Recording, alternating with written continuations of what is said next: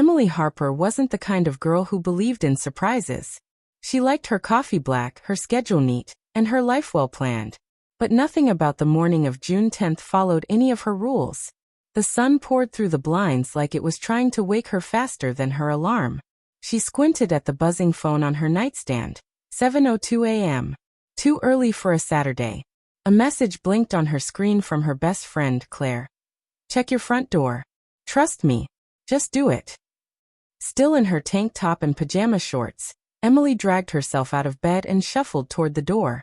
Her golden blonde hair was tangled, and her eyes barely open. She wasn't ready for anything more than cereal and coffee. When she opened the door, she saw it. A sleek white box. No label. No return address.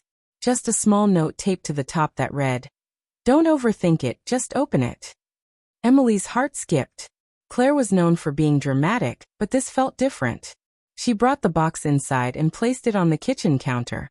For a second, she hesitated. Was this some kind of prank? A surprise gift? Or something else entirely? With a cautious breath, she lifted the lid. Inside was a single key, and an envelope with her name written in bold, familiar handwriting. Her hands trembled as she picked it up. The letter inside read, "Emily, I know it's been years, but there are things you never knew. The truth is waiting at 42 Lenox Street. Apartment 3C. Use the key.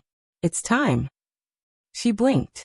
The handwriting, she recognized it instantly. It was Jason's. Her ex-boyfriend. The one she hadn't seen in over 4 years. The same Jason who had left without warning, ghosted her right before graduation, and never came back. No calls. No messages. No closure. Her knees weakened as she gripped the edge of the counter. What was going on? Why now? She didn't even realize she had sat down until she looked around and found herself on the floor. Her heart raced. The name, the address, the key, it didn't make any sense. And yet it felt real. Too real. After sitting in silence for what felt like an hour, she called Claire. "What is this? Did you know?" Emily asked, her voice shaky. Claire paused for a second on the other end. "I can't say much. But you need to go. Today. It's something you deserve to know." "Claire, he left me. He disappeared. I don't even know if I want to see him." "I know. But it's not just about Jason.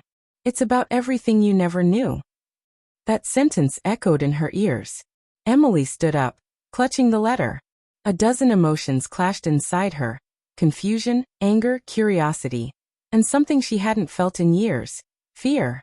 By noon, she was standing outside the old apartment building on Lenox Street, the place Jason once mentioned he'd move to if he ever wanted to start fresh. She never believed he actually had. The stairs creaked as she climbed to the 3rd floor. She reached apartment 3C and held up the key. Her hands trembled again. What was behind this door? Why now, after all this time? She wasn't ready. Not even close. But she turned the key anyway. The door creaked open slowly. Emily stepped inside. Her breath held as though exhaling might break the strange stillness hanging in the air. The apartment was dimly lit, but clean. It had the scent of aged wood, and something faintly citrus, like lemon-scented cleaner. The living room was simple. A worn-out gray couch, a small bookshelf, and a coffee table with an envelope lying dead center. She closed the door behind her, heart pounding. No one was there. "Hello," she called out softly, half hoping no one would answer. Silence. She crept toward the coffee table and picked up the envelope. Her name again. Same handwriting. Her hands trembled as she opened it. "You made it. I wasn't sure you would. There's a flash drive in the desk drawer. Watch it. Then decide what you want to do next." Her lips parted slightly as she processed the message. A flash drive? Still unsure if she was walking into some elaborate joke or an emotional trap, she moved toward the small wooden desk tucked into the corner of the room. Inside the top drawer was, just as promised, a black flash drive labeled simply, "For Emily." Her fingers were shaking now. She pulled her phone out, texted Claire. "I'm here. There's a flash drive. I'm scared." Claire responded instantly. "Watch it. Everything will make sense. You're stronger than you think." Emily found a small laptop resting on the desk. She turned it on, inserted the flash drive, and waited as the screen flickered to life. The video began with Jason sitting alone in the same apartment. Only it looked emptier, colder. He looked older. Tired. Not the Jason she remembered. Full of life and mischief. This Jason had shadows under his eyes. A sadness she couldn't ignore. Emily. His voice cracked as he started. If you're watching this, it means you decided to come. I can't tell you how many times I tried to reach out. But I was a coward. I didn't know how to face you after what I did. He looked away from the camera briefly, rubbing his face. Emily felt a strange tightness in her chest. I didn't leave you because I didn't love you, he continued. I left because I found out something. Something that I didn't want to drag you into. He paused, reaching down and pulling up a folder, labeled St. Jude's Medical. Emily's breath caught in her throat. I was diagnosed 4 years ago, Jason said, voice quiet. Hodgkin's lymphoma. It hit fast. I didn't want you to watch me fall apart. I wanted you to remember me how I was. Her knees buckled, and she sat on the floor, tears brimming in her eyes. I told Claire a few weeks ago, he continued. She was the only one I trusted to reach out to you if things got worse. And they have. I'm not sure how much time I have left. He reached behind the camera and pulled out a small box. It looked identical to the one she had found at her door that morning. There's another letter inside for you.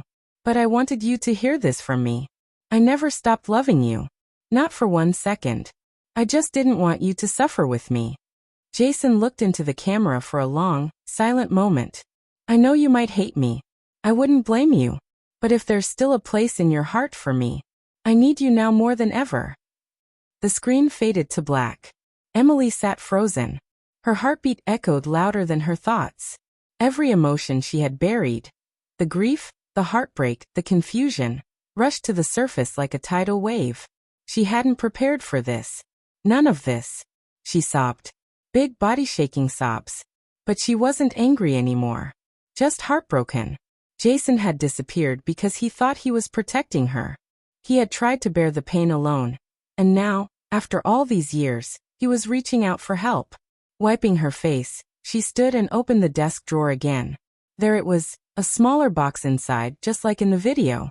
She lifted the lid and found a folded letter, a faded photo of the two of them from college, and a silver chain with a small anchor charm. The same one he used to wear every day.